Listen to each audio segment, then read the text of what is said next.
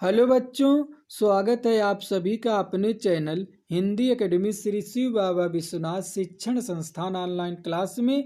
जैसा कि पिछले वीडियो में मैं आप लोग को मीराबाई का संक्षिप्त में जीवन परिचय और उनके द्वारा रचित पदावली शीर्षक का पहला और दूसरा पद्यांश पढ़ा करके पूर्ण रूप से समाप्त कर चुके हैं और हम आशा भी करते हैं कि आप लोग वीडियो को ज़रूर देखे होंगे, आप लोग को ज़रूर समझ में आ गया होगा और आप लोग उनकी व्याख्या को कॉपी पर नोट कर लिए होंगे। तो चलिए आज के इस नए वीडियो में मैं आप लोग को मीराबाई द्वारा रचित पदावली शीर्षक का तीसरा पद्यांश से पढ़ाना शुरू करते हैं। तो चलिए सर्वप्रथम हम पद्यांश को पढ़ते हैं। क्या लिखा गया है, ध्यान से पढ़ना सुनना। माई री मैं तो लियो गोविंदो मोल, माई री मैं तो लियो गोविंदो मोल। कोई कहे छाने कोई कहे चुपके, लियो री बजंता ढोल। कोई कहे मुहंगो कोई कहे सुहंगो, लियो री तराजू तोल।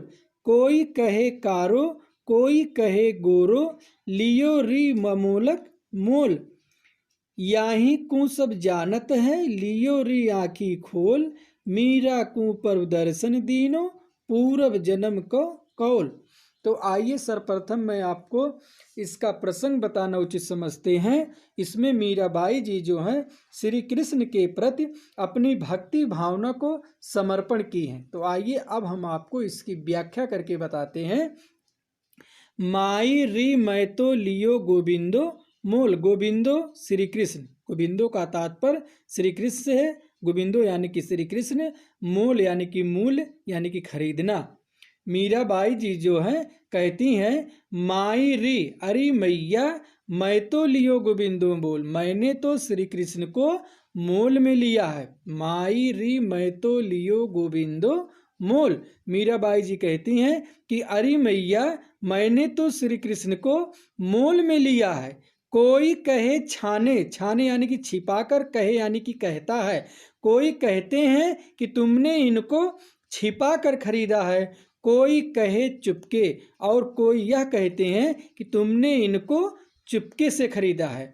लियो री बजंता ढोल, लेकिन मैं सत्य सत्य कहती हूँ कि मैंने इनको ना तो छिपा कर खरीदा है और ना तो चुपके से खरीदा है। लियो री बजंता ढोल, बजंता ढोल यानी कि ढोल को बजा बजा कर, मैंने तो ढोल को बजा बजा करके इनको मोल में लिया है। माई री मैं तो लियो गोविंदो मोल, अरे मैया मैंने तो श्री कृष्ण को मोल में लिया है। कोई कहे छाने, कोई कहते हैं तुमने छिपा कर खरीदा है, और कोई कहे चुपके और कोई यह कहते हैं कि तुमने इनको चुपके से खरीदा है। लेकिन मैं सत्य सत्य कहती हूँ कि मैंने ना तो इनको छिपा कर खरीदा है और ना तो मैंने इनको चुपके से खरीदा है। लियो री बजंता ढोल, मैंने तो ढोल को बजा बजा करके इनको मोल में लिया है। कोई कहे, कोई कहते हैं मुहंगो यानी कि महंगा, मुहंगो यानी कि महंगा। कोई कहते हैं कि तुम्हारा यह सौदा जो है महंगा है। कोई कहते हैं कि तुम्हारा यह सौदा क्या है, महंगा है। कोई कहे सुहंगो, सुहंगो यानी कि सस्ता, और उनमें से कोई कहते हैं कि तुम्हारा यह सौदा जो है सस्ता है। लियो री तराजू तोल, लेकिन अरे मैया मैं कहती हूँ कि मैंने इनको तराजू से नाप तौल करके मोल में लिया है। कोई कहे मुहंगो कोई कहे सुहंगो, लियो री तराजू तोल। कोई कहते हैं तुम्हारा यह सौदा महंगा है, कोई कहे सुहंगो और कोई यह कहते हैं तुम्हारा यह सौदा जो है सस्ता है। लेकिन मैं कहती हूँ कि मैंने इनको जो है तराजू से नाप तौल करके मोल में लिया है। कोई कहे कारो और कोई कहते हैं कि ये काले हैं, कारो यानी कि काला। कोई कहे गोरो और कोई कहते हैं गोरे रंग वाले हैं। लेकिन मैं कहती हूँ मेरे लिए चाहे ये काले हों या गोरे हैं, दोनों रंग मुझे अच्छा है, दोनों रंग मुझे पसंद है। लियो री अमोलक मोल, अमोलक यानी कि अमूल्य, मोल यानी कि मूल, ये दोनों रंग मेरे लिए अमूल्य हैं, अर्थात ये मेरे लिए जो हैं अनमोल हैं, याही को सब जानत है। जानत यानी कि जानते हैं, याही यानी कि जैसे, जैसे कि सभी लोगों को भली प्रकार से अब समझ में आ गया होगा, सभी लोग जान गए होंगे। लिए रो आंखें खोल, मैंने जो है इनको आँखी खोल यानी कि आँखों को खोल करके, यानी कि बहुत खूब समझ विचार करके मैंने जो है इनको मूल में लिया है। यहीं को सब जानत है, लियो री आँखी खोल। मीराबाई जी कहती हैं जैसे कि सभी लोग अब भली प्रकार से जान गए होंगे, समझ गए होंगे कि लियो रे आँखें खोल, मैंने जो है उनको आँखें खोल करके यानी कि बड़ी बहुत खूब समझ विचार करके मैंने जो है इनको मूल में लिया है। फिर अंत में मीराबाई जी कहती हैं मीरा को पर दर्शन दीनो, पूर्व जन्म को कौल, कौल यानी कि प्रतिज्ञा या वचन, दीनो यानी कि दिए, दर्शन यानी कि दर्शन। मीराबाई जी कहती हैं कि मेरे पर्व दर्शन दीनो, मुझे दर्शन दिए हैं। मीरा को पर्व दर्शन दीनो, मीराबाई जी कहती हैं कि मेरे पर्व मुझे दर्शन दिए हैं। पूर्व जन्म को कौल, कौल यानी कि प्रतिज्ञा वचन, अपने पूर्व जन्म की वचन की प्रतिज्ञा का पालन करते हुए मेरे पर्व दर्शन दिन मुझे दर्शन दिए हैं। अब हम आशा करते हैं कि आप लोग को यह पद्यांश समझ में आ गया होगा। यदि आप इसमें अलंकार जानना चाहते हैं तो कोई कहे कारो, कोई कहे, और इधर देखो लिखा गया है कोई कहे और कोई कहे दिया गया है, तो इसके मतलब इसमें अनुप्रास अलंकार है। क्यों अनुप्रास अलंकार है? क्योंकि इसमें जो है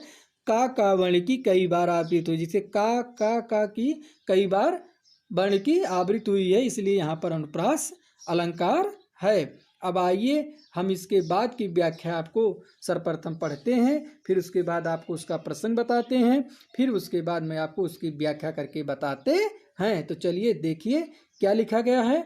मैं तो सांवरे के रंग राची, साज सिंगार बांध पग घुघरू, लोक लाज तज नाची, गई कुमति लई साधु की संगत, भगत रूप भई साची, गाय गाय हरि के गुण निस्दिन, काल ब्याल सुबाची, उण बिन सब जग खारो लागत, और बात सब कांची, मीरा श्री गिरिधन लाल सु, भक्ति रसीली जांची। तो आइए सर्वप्रथम मैं आपको इसका प्रसंग बताना उचित समझते हैं। इसमें मीराबाई जी जो है श्री कृष्ण के प्रति अपनी भक्ति भाव को वर्णन की है। क्या कहती हैं? मैं तो, अब आइए व्याख्या देखते हैं, आपको बताते हैं। मैं तो सांवरे के रंग राची, सांवरे यानी कि श्री कृष्ण से, सांवरे यानी कि श्री कृष्ण से यहाँ तात्पर्य है। मीराबाई जी कहती हैं कि मैं तो श्री कृष्ण के सांवले रंग में रंग गई हूँ, अर्थात उनकी भक्ति में लीन हो गई हैं। ये बात कौन कह रहे हैं? मीराबाई जी कह रहे हैं। किसके बारे में कह रहे हैं? श्री कृष्ण के बारे में। मैं तो सांवरे के रंग राची, मीराबाई जी कह रही हैं कि मैं तो श्री कृष्ण के सांवले रंग में पूर्ण रूप से रंग गई हूँ, अर्थात उनकी भक्ति में लीन हो गई हूँ। और उनकी भक्ति में लीन हो करके साज सिंगार यानी कि शौक सिंगार, बांध यानी कि बांधना, पग यानी कि पैरों, घुघरू यानी कि घुघरू, शौक श्रृंगार करके और अपने पैरों में घुघरू बांध करके लोक लाज तज नाची, तज यानी कि त्यागना, नाची यानी कि नाचना, लोक लज्जा को त्याग करके उनकी भक्ति में लीन हो करके नाची यानी कि नाचती हूँ। पुनः फिर से देखिए, मैं तो सांवरे के रंग राची, मीराबाई जी कहती हैं कि मैं तो श्री कृष्ण के सांवले रंग में रंग गई हूँ, अर्थात उनकी भक्ति में लीन हो गई हूँ। और उनकी भक्ति में लीन हो करके साज सिंगार बांध पग घुघरू, शौक सिंगार करके पैरों में घुघरू बांध करके लोक लाज तज नाची, लोक लज्जा को त्याग करके उनकी भक्ति में लीन हो करके नाची यानी कि नाचती हूँ। गई कुमति लई साधु की संगत। फिर मीराबाई जी जो है आगे वर्णन करते हुए कहती हैं कि श्री कृष्ण की भक्ति में लीन हो करके गई कुमत, मेरे हृदय में जितने भी कुमत थे यानी कि बुरे विचार, मेरे हृदय में जितने भी बुरे विचार थे वो क्या हो गए? दूर हो गए। लई साधु की संगत, और मैंने साधुओं की संगत को अपना ली हूँ। भगत रूप भय साची, साची यानी कि सत्य, और मेरे हृदय में एक सत्य भक्ति की रूप जागृत हो गई। मैं जो है एक सच्चे रूप भक्ति रूप को अपना ली हूँ। गाय गाय हरि के गुण निस दिन। फिर मीराबाई जी आगे कहती हैं, हरि के गुण यानी कि श्री कृष्ण के गुण को निस दिन, निस यानी कि रात दिन, रात दिन श्री कृष्ण के गुणगान को रात दिन गा गा करके काल ब्याल सु बाची, बाची यानी कि बचना, काल बाल यानी कि काले सर्प, ब्याल यानी कि सर्प, काले सर्प से मैं डसने से बच ली हूँ। गाय गाय हरि के गुण निस दिन, काल ब्याल सु बाची। श्री कृष्ण के गुणों को रात दिन गा गा करके मैं जो है काले सर्प से डसने से बच ली हूँ। फिर आगे मीराबाई जी कहती हैं, उण बिन सब जग खारो लागत। उण यानी कि उनके, बिन यानी कि बिना, जग यानी कि संसार, खारा यानी कि नमकीन, लागत यानी कि लगता है, कांची यानी कि कच्ची। श्री कृष्ण के बिना सारा संसार मुझे खारा लगता है। उनके बिना, उन बिना यानी कि श्री कृष्ण के बिना मुझे सारा संसार खारा लगता है। और बात सब काची, और सबकी बात मुझे कड़वी लगती है, कच्ची लगती है, झूठी लगती है।